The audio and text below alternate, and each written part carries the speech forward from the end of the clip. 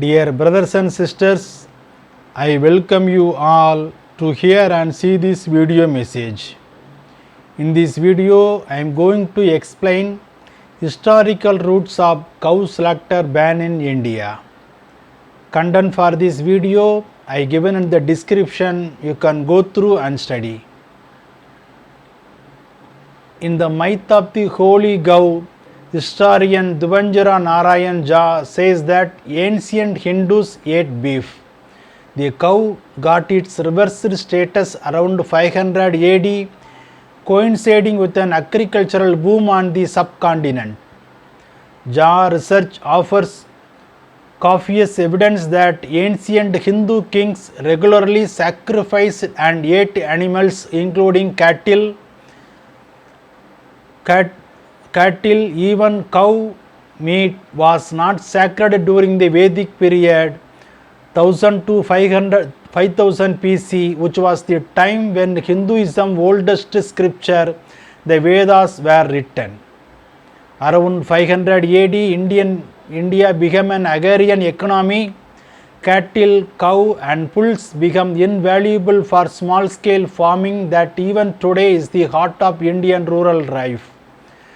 This coincided with a time when Hindus were beginning to reject animal killing and gravitate towards vegetarianism. Cattle became not only a sign of wealth but also sacred. Interestingly, the buffalo never achieved this revered status. The political relevance of the cow has deep historical roots, an obvious outcome of the animal importance in Hinduism since the medieval age. Bafur is supposed to have advised his son and crown prince Humayun to ensure that cow slaughter was banned in Mughal territories. Akbar continued this tradition with a fireman in 1586. Cow slaughter was also banned in the Sikh and Maratha empires, and Haidar Ali of Mysore threatened to chop off anyone's hands as punishment. During the rebellion of 1857, in a surprising slow of spine, the last Mughal emperor of Bahadur Shah Jafar made cow slaughter a crime punishable by death in order to present a united Hindu-Muslim front while facing the British sieging Delhi. To revive Hindu values, India's present anti-cow slaughter movement probably began with the Mutiny of 1857. The Mutiny was as an uprising of Indian soldiers against their British superiors for introducing pork and beef greased cartridge for B-53 Enfield rifles. The ends of this cartridge had to be bitten off before use, encouraging Muslims who don't eat pork and Hindus who don't eat beef. The cartridge mobilized people to Gauraksha cow production. That was the beginning of a nationwide cow production movement uniting Hindus against the British. The reverence for the cow played a role in the Indian Rebellion of 1857 against the British East India Company.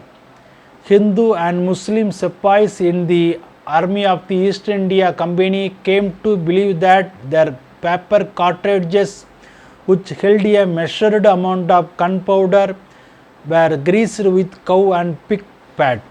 The consumption of swine is forbidden in Islam. Since loading the gun required biting of the end of a paper cartridge, they concluded that the British were forcing them to break the edict of their religion.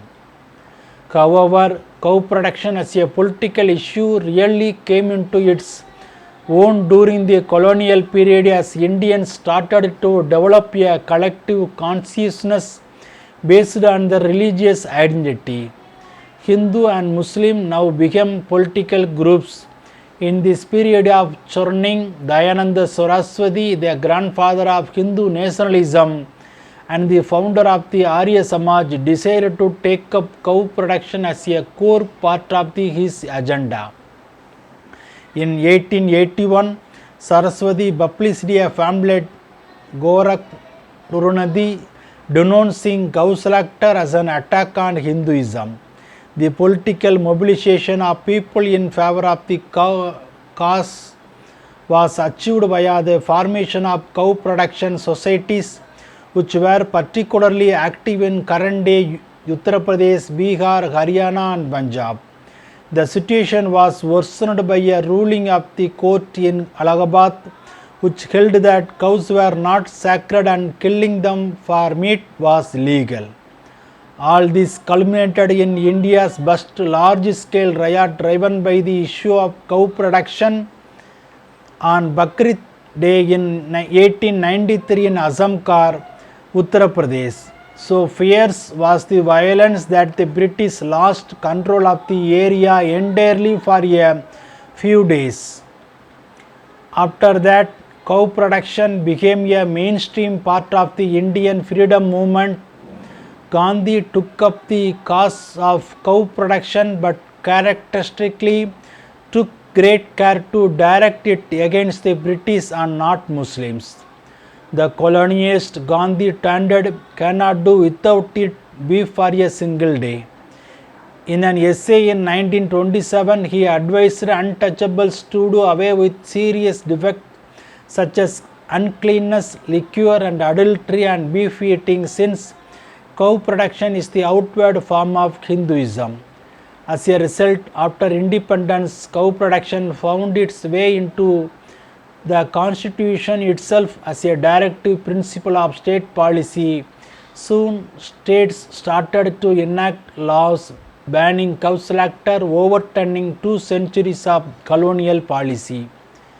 Hindu right wing call themselves cultural nationalists, speak of an ancient Hindu ethos but don't know nothing of their own history. Their agenda a militaristic nation state with a culturally homogeneous population of Hindus. Cow was not sacred to the nomads and pastoralists from Central Asia who settled North India in the 2nd millennium BC and created the high Brahmanical culture of what we now know as Hinduism. These Indians slaughtered cattle for both food and elaborate sacrificial rituals prescribed by the Vedas, the first and the holiest Indian scriptures. After they settled down and turned to agriculture, they put a slightly higher value upon the cow. It produced milk, ghee and yogurt, and manure could be used for ploughing and transport as well. Indian religion and philosophy after the Vedas rejected the ritual killing of animals. This may have also served to protect the cow, but beef eating was still not considered a sin. It is often casually referred to in the earliest Buddhist text. The great Indian Emperor Asoka, who instituted non-violence as state policy in the 3rd century BC, did not ban the slaughter of cattle.